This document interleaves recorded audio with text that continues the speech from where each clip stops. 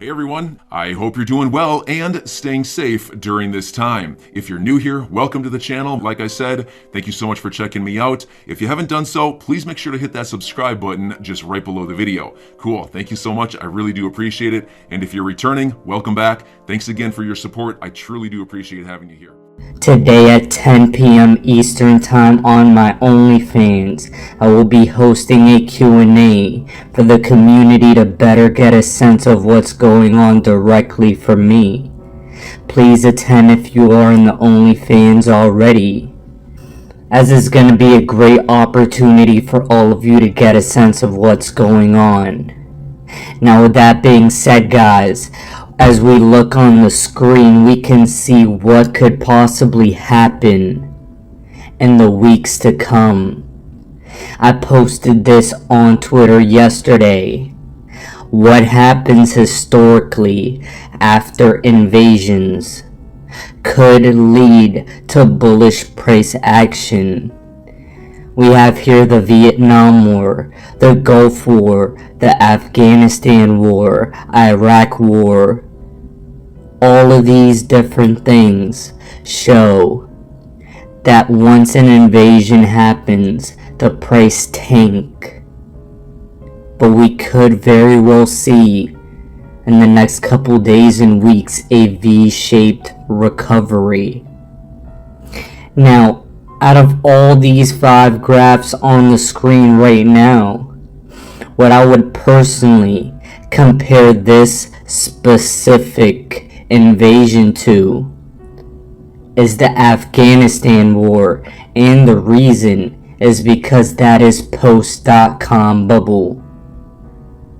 Right now, in 2022, we're about to experience a monstrosity of a bubble, meaning we will see, in my opinion, a recovery after this initial invasion. However, we will see the prices drop off eventually into a massive crash afterwards. Ladies and gentlemen, let's remember what I've been saying for a long time. I've always believed a monstrosity of a crash was going to come. Not just the crypto, but traditional markets. But right now, this specific moment, will an altcoin season happen before that monstrosity of a crash? I'm going to give you a reason why it is possible that it could be on the table. First of all, we saw Bitcoin recover nicely from yesterday's lows. We saw Bitcoin hit $34,000 yesterday, and now it's hovering close to $39,000. This is something to look at, as the rest of the altcoin market is up a lot as well. We're not out of the woods yet. There's still a lot of tensions going on in the world, but it's something to consider, and we can't take it off the table. In addition, guys, we have to understand that this Russian invasion means that the Fed could do a 180 in claiming they're going to continuously hike interest rates. That's something that may allow markets to continue to rise for the immediate short term. The stock market will continue to get bloody. But remember, we're looking at the crypto space, and specifically this altcoin season. That blockchain backer scenario with the Bitcoin chart is still on the table. We have not completely broken out of that yet, and it's something to keep in your minds. If we see Bitcoin run up to the $45,000-$50,000 mark, it gives runway for these cryptos, our altcoins that haven't appreciated yet, to go. And if we see that happen, we have that opportunity. If we see that happen, we have the chance to profit before the massive crash. And that right there, my friends, would be the ideal scenario, because then we can diversify out of crypto. Then we can hold USDC, a stable coin, on our offline ledgers. We can hold PAX Gold offline on our ledgers. And we can have money on the side to reinvest after a massive crash, whether it's into stocks, whether it's into more cryptos at better entry points. That is the ideal scenario. If they don't happen to raise interest rates, markets could recover despite the state of the world. These are the times we're in, my friends. Everything is uncertain, but this is the bullish case, and why I still have my money in the crypto market. Ladies and gentlemen, I'm one of the few people that I've seen currently that are still bullish on altcoin season. In 2022, I know altcoin season will happen. But the question is, will we see it right now in the immediate short term, or will we see it after a crash? The chance that we see it right now is on the table. And that's why I'm still in my positions, and I'm willing to hold through any volatility. In case I'm wrong, I'm loading up on cash. In case I'm wrong, I will have a fiat entry point. And that is how you have to navigate things as an investor.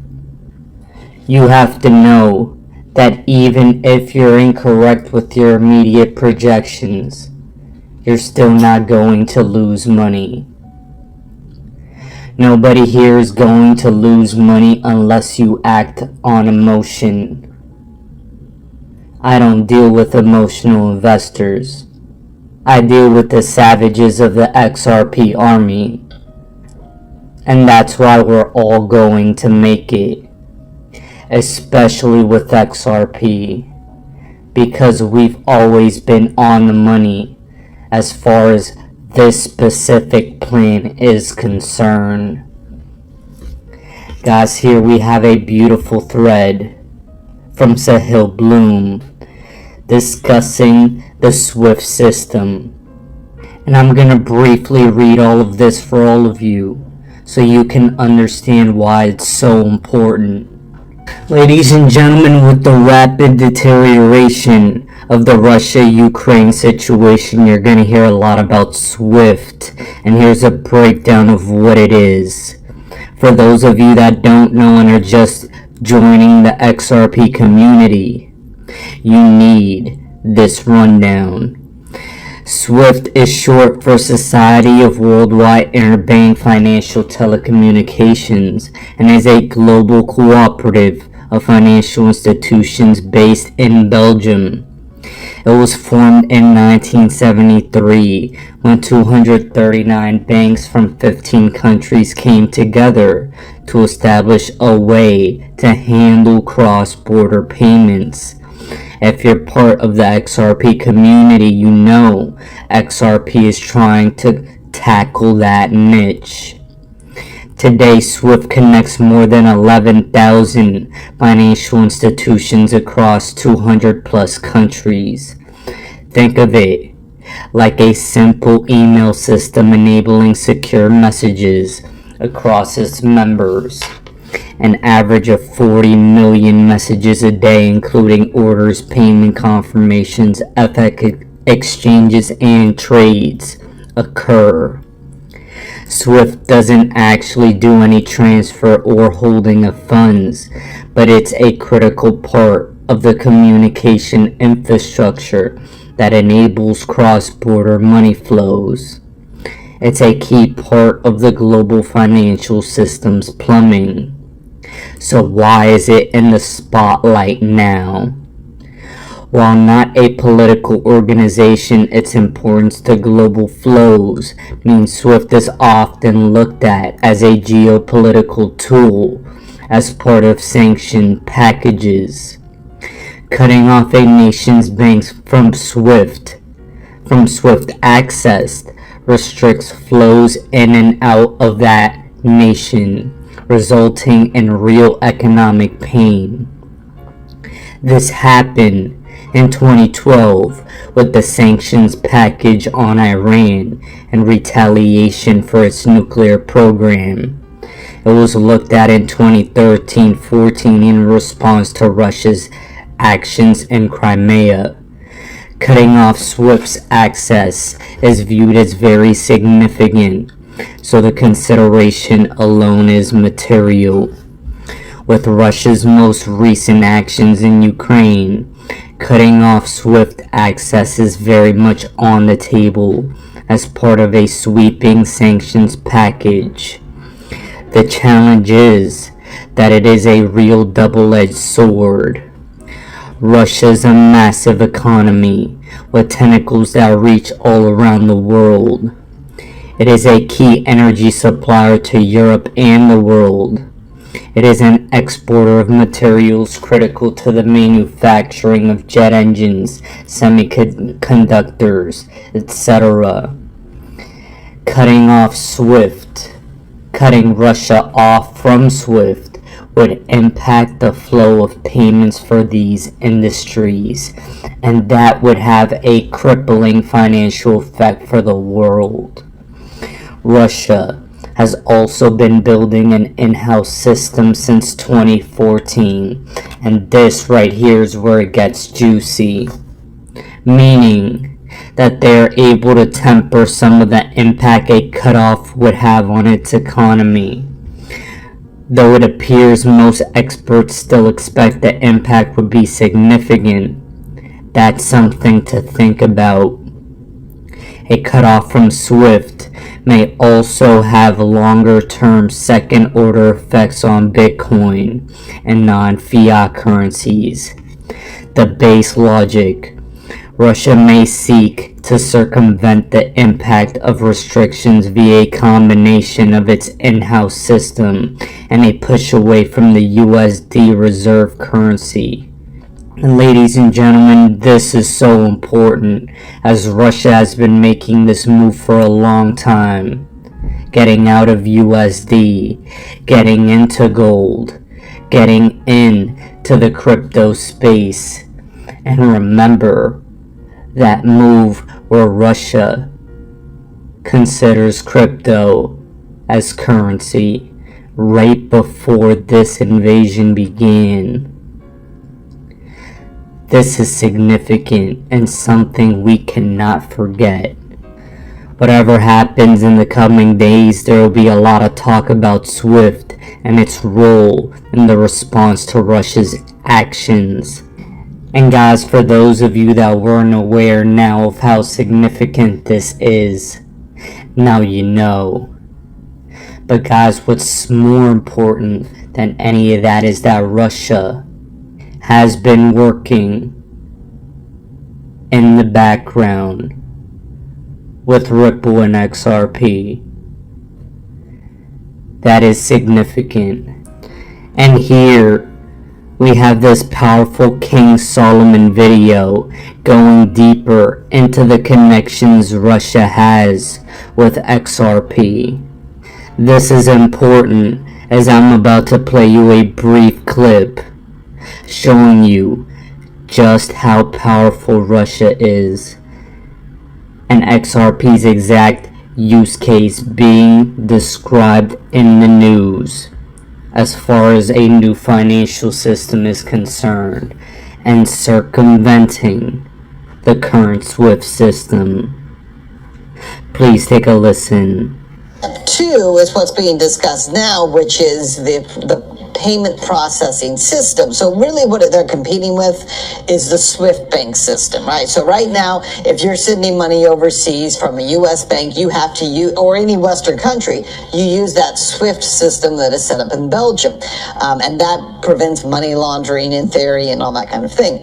But what the BRICS nations are doing is saying, well, we don't need to use the SWIFT system because we don't want to be subjected again to U.S. sanctions, because if the U.S. is sanctioning you, you can't move money using that SWIFT system. So what's really interesting is, number one, they're creating a payment system that would go around SWIFT. But how do you do that when you have 5 major countries that all have their own currencies? And one of the ways they're doing that is by using possibly cryptocurrency to do that. That would translate their currencies into a single cryptocurrency that is then used through the system and then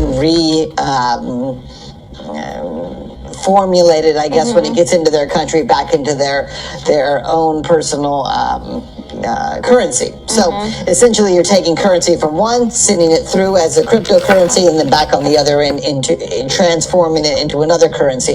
And that allows them, again, to get around this SWIFT system in a way that no one had really thought about in the past, because crypto already has all of those things in place. Now, Russia in particular, they've been moving away from the U.S. dollar. In fact, in the last 5 years, Russia actually cut out almost half of its trade payments in U.S. currency, from 92% to about 50%. So what does this say about its relationship, if any, with the West?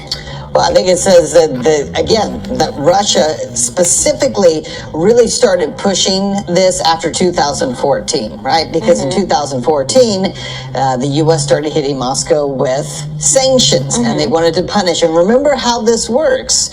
Sanctions are issued against individual countries. They're also issued against leaders in those countries or wealthy people in those countries. And so when leaders in those countries and wealthy people in those countries start getting hit with sanctions, you have a choice. You can either go along with this and comply, or you can say, let's create a system that no longer gives you leverage over us. Well, one thing that the U.S. is doing a very poor job of right now is recognizing that it's not just Russia or just China, but there are 5 major nations and dozens of smaller nations that are very excited about the idea of no longer being under U.S. dominance when it comes to currency. And we're not doing anything about it. At this point, the U.S. is resisting on almost every level any push to change the way the system is currently. Oh guys, that is so powerful. They're changing the system. The BRICS nations have already been building a new payment system.